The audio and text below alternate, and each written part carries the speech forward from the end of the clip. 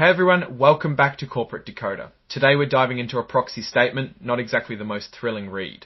But trust me, there's some interesting stuff in here. We'll see if this company can convince its shareholders to approve some big changes, or if they'll be stuck between a rock and a hard place. If you're interested in getting straight insights from corporate documents, hit that subscribe button. We also have a Discord community linked in the description below, where you can discuss these reports with other investors. This document is all about Catheter Precision's upcoming shareholder meeting in July. They're asking shareholders to vote on several key proposals that could significantly impact the company's future. So let's get into it. First up, there's the routine matter of electing a Class I director.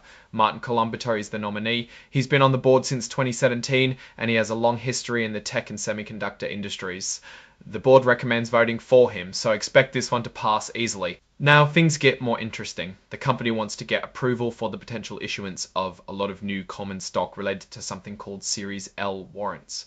These warrants were issued as part of a deal earlier in the year. Basically, the company wants the option to sell these warrants. This proposal is important because if shareholders vote against it, these Series L warrants won't be exercisable. This might discourage future investors and make it harder for the company to raise money. These Series L warrants are for over 4 million shares of common stock, with an exercise price to buy the shares of $0.50 per share. Next, there's a similar proposal regarding something called Series B convertible preferred stock. This is another type of stock that can be converted into common stock. The company needs shareholder approval to issue all the shares tied to this preferred stock as well.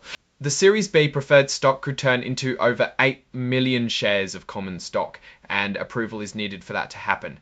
Just like the previous proposal, a no vote could make future fundraising difficult. Then there's a proposal about warrants issued to the placement agent Ladenburg Thalmann & Co., who helped with a recent deal.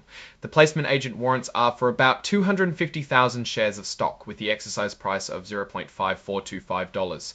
These proposals all require stockholder approval because the potential stock issuance is over 20% of the company's outstanding shares. That is a big potential increase of shares that could dilute current shareholders' investment. Now comes the big one, a reverse stock split. If approved, the board would have the power to combine shares of common stock anywhere from 1 for 5 to 1 for 19. Basically, if you own 19 shares, they could become just one share, increasing the price per share. Why do this? The company hopes a higher stock price will attract more investors, make it easier to raise money, and keep them listed on the NYSE American exchange. The goal is to meet NYSE American's minimum share price requirement. However, reverse stock splits are risky. The stock price might not actually go up or stay up, and it could decrease trading activity of their stock. It also gives the company more flexibility to issue more shares in the future, potentially diluting existing shareholders. They also have an auditor ratification proposal where they need to approve their choice of accounting firm for the year. There were over $900,000 in fees paid out to the auditors. Let's peek at the directors' paychecks. Martin Colombato and James Caruso each got about $50,000, mostly in cash and stock options. It is not an excessive amount.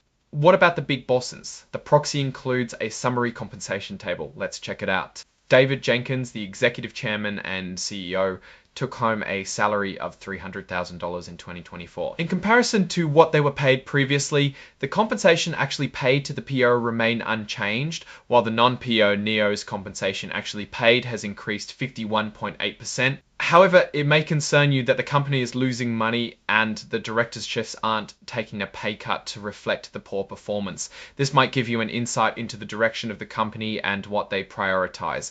Time to check for any related party transactions. This is where things can get a little tricky. It seems Mr. Jenkins and his affiliates have loaned out significant amounts to the company in return for promised rates of return. Kim Efterchemters loaned the entity he controls, Fupway Capital, loaned another $500,000. That's a lot of money. These loans accrue interest, meaning the company is paying money back to its own executives. Alright, who owns the most of this company? Armistice Capital owns almost 10%. A little less than that is owned by the Jenkins Family Charitable Institute. All of the executives and directors together only own about 3% of the company. This is a common practice for some corporations to give their shareholders the majority of ownership. However, a company's value is not only determined by its net ownership of shareholders, but through other means such as the stock price and revenue. Now, what's my take? Catheter Precision is at a crucial moment. They need cash, and these proposals are key to unlocking it. The reverse stock split is a gamble, but it might be necessary to stay listed and attract investors. On the other hand, shareholders should think carefully if management and the board are aligned with them. It would be best to hear from the team and understand what their strategy is. However, the high levels of debt, especially to related parties, are definitely a red flag. It looks like the company is relying heavily on insiders to stay afloat, which is not sustainable in the long run. There is no other obvious risks or opportunities for the company. So it will be very important for the company is relying heavily on insiders to stay afloat, which is not sustainable in the long run. There is no other obvious risks or opportunities for the company. So it will be very important for the company to show how they can improve their financial performance going forward. So what do you think? Are you buying into Catheter Precision's vision, or do these related party loans and the reverse stock split make you nervous? Drop your thoughts in the comments below. If you found this analysis helpful, please give it a like and subscribe for more deep dives into the world of corporate filings. Also, don't forget to join our Discord community using the link in the description below. Thanks for watching, and I'll see you in the next one.